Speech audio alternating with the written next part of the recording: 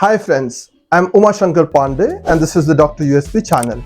Welcome to another video in the Roots of Indian Knowledge series. Vedanta is one of the most profound and evolved of the 6 orthodox Indian philosophies. It is one of the most widely accepted ones. The essence of Vedanta is that the real essence of the universe is Brahman, which is described as Satchit Ananda, which means truth, consciousness and bliss. The real self of all human beings is clouded by a number of sheaths: the mind, the intellect, the senses, etc. Vedanta believes that once we go beyond these sheaths, which are known as Kosas, we realize the true internal self, the true real self, which is consciousness and knowledge. And it goes beyond to suggest that this individual self is identical with the selves of all beings, and that in turn is identical with Brahman. So in effect, the same divinity that exists in me exists in everybody. Vedantists believe that liberation is possible in this world itself, which is known as Jivan Mukti. Once we realize the true self, which is known as Ātman, that is the highest form of knowledge. And once the true self is realized, you are free from all pain, suffering, desire, etc. Let us explore Vedanta, roots of Indian knowledge in this video.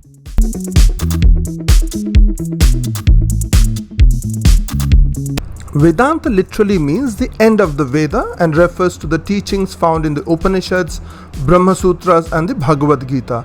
Advaita Vedanta, the non-dualistic school of thought, was primarily expounded by Shankaracharya in the 8th century and continued by a number of commentators including Swami Vivekananda. Vedanta teaches that the universe we perceive through our senses is merely an appearance. Beneath this ever-changing facade lies an essential, unchanging reality known as Brahman. Brahman is not just a part of existence but existence itself, and it is also pure consciousness. The Prasthantrayi are the foundational texts of Vedanta. Upaniṣads, which is known as Shruti Prasthana, are philosophical culmination of the Vedas.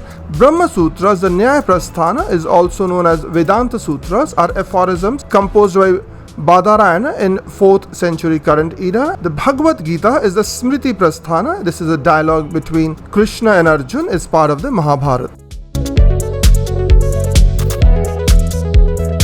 Advaita Vedanta is non-dualism primarily associated with Adi Shankara. Vishishta Advaita Vedanta, qualified non-dualism propagated by Ramanuja. Dvaita Vedanta, dualism developed by Madhavacharya. Dvaita Vedanta, dualistic non-dualism formulated by Nimbarka. Shuddha Dvaita Vedanta, pure non-dualism associated with Vallabha. Achinta Bheda Bhed Vedanta, inconceivable oneness and difference advocated by Chaitanya Mahaprabhu. Bheda Bhed Vedanta, difference and non-difference followed by Bhaskar. Avibhag Advait Vedanta, indivisible non-dualism linked with Badarayanan. Swabhavik Bheda Bhed Vedanta emphasizes on simultaneous oneness and difference. Panchapadika Vedanta is based on Padmapad's commentary on Shankara's works. Revered as an Acharya, Shankara lived around 800 current era and according to legend passed away at the age of 32. He is credited with writing commentaries on key spiritual texts such as Brahma Sutras, the principal Upanishads and the Bhagavad Gita. He authored shorter didactic works like the Vivek Chudamani and Atma Bodha. Several of Shankar's followers wrote commentaries on his works and expanded upon his philosophy. Among the most prominent were Vachashpati Mishra in the 9th century, Sarvagyan in the 9th century, followed by Padmapada and Prakash Ātman in the 12th century, Sri Harsha in the 12th century, Chit Sukha in the 13th century, Appaya Dikshit in 16th century. These are the 4 Mahavakyas. Aham Brahmasmi, I am Brahman. From the Brihadaranyaka Upanishad, this Mahavakya highlights the unity between the individual and the Brahman. It declares that the true identity of the individual is not the body, mind or ego, but the infinite universal Brahman. Prajnanam Brahma, consciousness is Brahman. From the Aitreya Upanishad of the Rig Veda, this statement reveals that Brahman, the ultimate reality, is not a distant or abstract entity, but is the very nature of consciousness.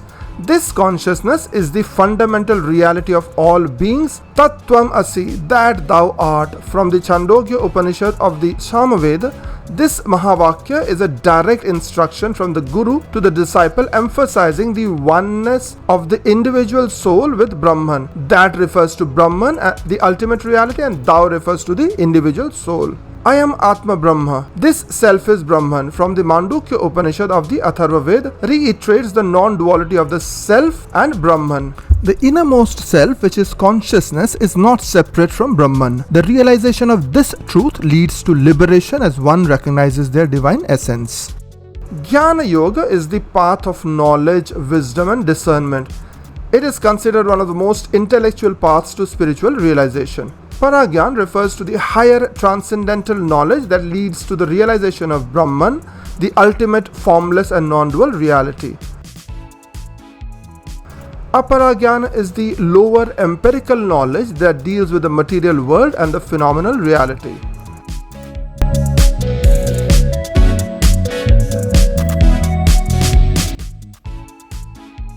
Shravana, the seeker hears the teaching and gains an intellectual understanding of Advaita. Manana, the seeker reflects on the teachings, resolving doubts and refining understanding.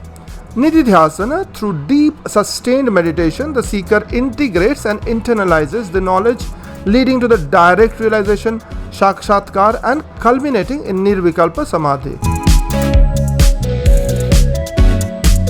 The requirements for self-realization is the fourfold qualifications, collectively known as the Sādhanacatuṣṭaya. Vivek, which is the discrimination between the eternal and the ephemeral. This refers to the ability to discern what is permanent and unchanging, which is Brahman, from what is temporary and fleeting, the material world. Vairagya is dispassion or detachment from the transient. It involves the renunciation of attachment to worldly objects and pleasures, recognizing their impermanence in order to pursue the eternal. Samadhi Shat Sampatti. The sixfold disciplines, which include mental discipline Shama, control of the senses Dhamma, and other practices that help divert the mind from trivial or transient pursuits, thereby conserving one's energy for the pursuit of the eternal.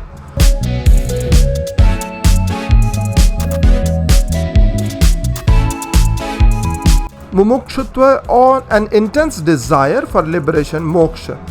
This is the strong longing to realize the eternal truth, undeterred by any obstacles that may arise on the spiritual path. The phrase Brahma Satya Jagat Mithya, Brahma Jivanapara is rooted in Advaita Vedanta in the teachings of Adi Shankara. It means Brahman is the truth, the world is an illusion. The individual self is not different from Brahman. In Advaita, Brahman is considered the ultimate, unchanging and absolute reality. It is formless, infinite, and the essence that pervades all existence. Brahman is beyond the dualities of the world and transcends time, space, and causality. Shankara uses the analogy of a rope mistaken for a snake to explain this. Just as ignorance makes one mistake a rope for a snake in dim light, ignorance makes us mistake the transient world as real. When knowledge dawns, one sees the rope as it is. Similarly, when true knowledge arises, one sees Brahman as the sole reality, and the world and the individual soul are understood as mere appearances.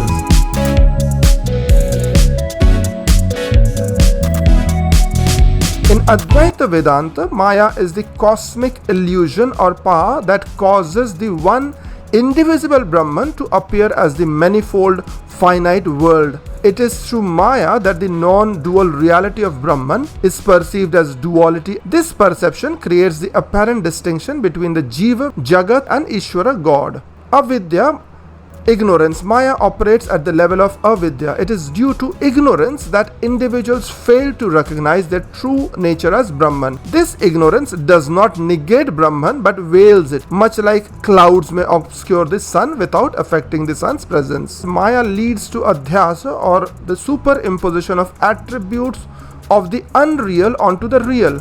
For example, just as a rope may be mistakenly perceived as a snake in dim light, so too is Brahman mistakenly perceived as the world of names and forms. Avarana Shakti is the power of veiling. This is the power of Maya that obscures the true nature of Brahman. It is what prevents the Jiva from realizing its oneness with Brahman.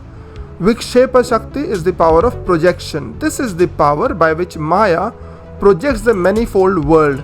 It makes the undifferentiated Brahman appear as the diverse world of forms, colors and distinctions. Maya is said to be anirvachaniya, indescribable. It cannot be classified as real because it disappears upon the realization of Brahman. At the same time, it cannot be classified as completely unreal since it is experienced by us in daily life. Maya exists only as long as one remains in ignorance. Maya is the principle responsible for the appearance of Shaguna Brahman, the Brahman with attributes, or Ishvara. Through Maya, the one Nirgun Brahman, Brahman without attributes, appears as Ishvara. This leads to the creation of the empirical world and the cycle of birth, death and rebirth. Maya is the obstacle that keeps the Jiva bound to the cycle of samsara, which is birth and death. The goal of Advaita Vedanta is to transcend Maya through self-knowledge. When the Jiva realizes that it is non-different from Brahman, Maya ceases to operate, and one attains the state of Jivan Mukti, liberation while living. In the Taittiriya Upanishad, the human being is described as consisting of 5 layers or Kosas, which veil the true self or Ātman. Annamaya Kosh, the sheath of food. This is the physical body made of matter and sustained by food. It includes the skin, flesh, bones, organs and everything else that constitutes the material body. It functions at the physical level and is concerned with growth, digestion and movement. This sheath is subject to birth, growth, decay and death. It is the most external and tangible aspect of a person. Pranamaya Kosh, the sheath of vital energy.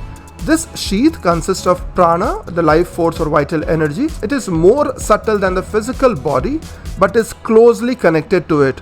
Pranamaya Kosha governs activities like breathing, circulation, digestion and other vital processes. It also includes the 5 vital airs prana, apana, vyana, samana and udana, which facilitate different functions of the body. This is the energy layer that animates the physical body and keeps it alive. Manomaya Kosh is the sheath of mind. The Manomaya Kosh consists of the manas and the senses, which are responsible for thought, perception, emotions and mental activity.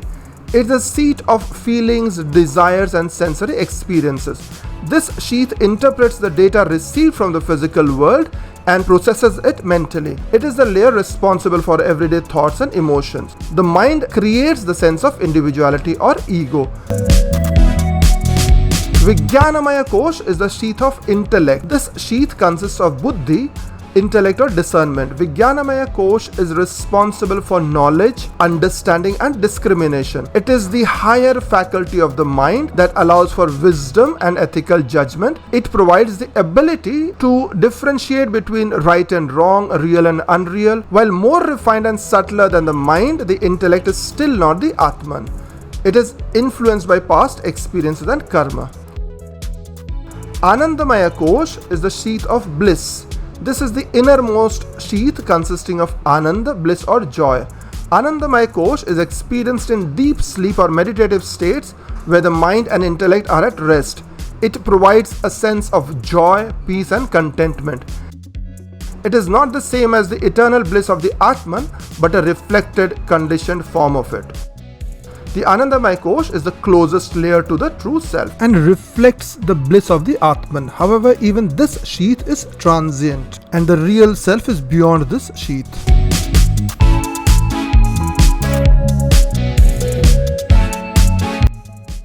Brahman is distinct from the 3 bodies and the 5 sheaths. He is the silent witness of 3 states of consciousness. waking, dream and deep sleep. Brahman transcends the three gunas, the qualities of sattva, rajas and tamas, and the pairs of opposites such as pleasure and pain. He is the embodiment of Satchitananda, existence, consciousness and bliss. Brahman is nirguna, without attributes, nirakara, formless, nirvishesha, without any special characteristics, akhanda, indivisible, nirupadika, without limiting adjuncts, ekam eva advityam, one without a second, independent, swatantra, ever free, nitya mukta, and all full, paripurna. Brahman is the nature of Satchit Ananda Swarupa. He is Swayam Jyoti, self-luminous, nitya, eternal, anadi, without beginning, anant, endless, nirvikara, unchanging, amarta, immortal, abhaya, fearless, and niranjana, spotless. Thanks for staying along, friends. As always, it was a delight having you here. I'll be back with another video very soon. Till then, have a great time.